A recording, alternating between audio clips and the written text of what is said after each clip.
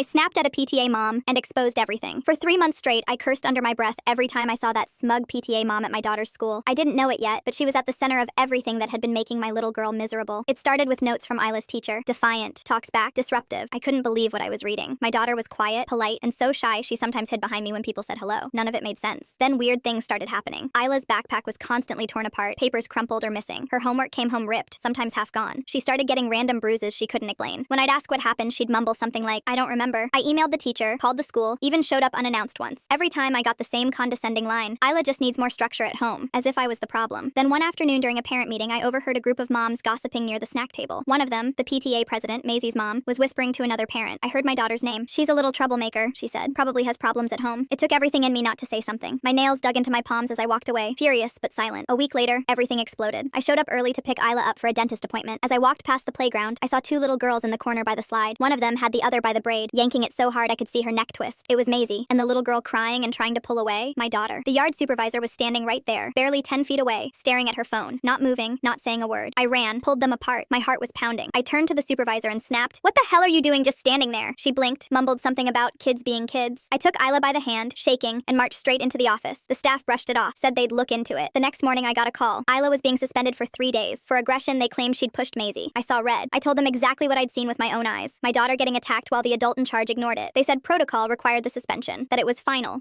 I took the next day off work, walked into that office first thing in the morning, ready to burn the whole system down if I had to. While I was waiting for the principal, I heard laughter echoing from the hallway. Maisie's mom. She was chatting with another parent, loud enough for everyone to hear. "Some people just don't know how to raise their kids properly," she said, smirking. "It's honestly sad." That was it. I stood up, walked straight toward her, and said it loud enough for everyone in that hallway to hear. "You're a piece of garbage. And if your kid wasn't such a damn brat, mine wouldn't be scared to come to school every day." Dead silence. Every parent stopped talking. Her face went red. "How dare you talk to me like that?" she sputtered. The principal came rushing out, trying to calm things down, but I wasn't backing off. I looked him dead in the eye and said, "I want the playground cameras checked. I want every supervisor questioned. And if nothing changes, I'm calling a lawyer." Maisie's mom tried to play innocent, claiming I was being aggressive. I turned to her and said, "The only aggressive thing here is your kid terrorizing mine while the school covers for her because you run the PTA." That got people talking. By the end of the day, 3 other parents had come forward, quietly, nervously, to say their kids had been bullied by Maisie too. But no one had wanted to speak up because her mom donated money and threw fancy events. This time, they couldn't ignore it. The school launched an investigation. They reviewed the footage, and just like I suspected, there it was. Maisie pushing, grabbing, hitting, stealing, over and over again. The yard supervisors had seen it but stayed silent to avoid drama. Isla's suspension was reversed. The principal called me personally to apologize. The district even implemented new anti-bullying policies. Supervisors were retrained. Maisie was quietly transferred to another class. Her mom resigned from the PTA a week later. Now when I pick Isla up from school, she runs to me smiling again, not crying, not scared. And every time I walk past that hallway, I remember the day I finally stopped being the polite, quiet parent. Turns out, sometimes it takes one loud curse word in the right place to make people finally listen.